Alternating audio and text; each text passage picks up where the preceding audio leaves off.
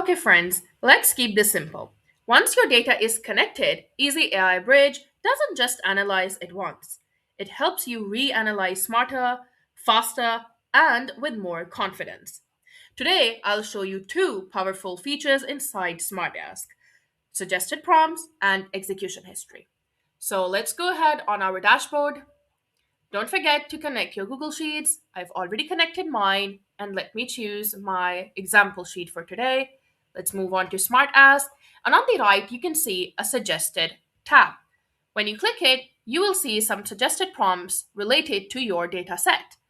I will choose just the first one, and we will ask and see what are the results.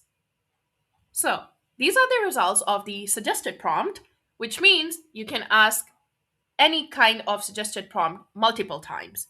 See, there are more now, and again, you can do the same. You don't need to think, you don't need to know any kind of formula, just choose one and go ahead.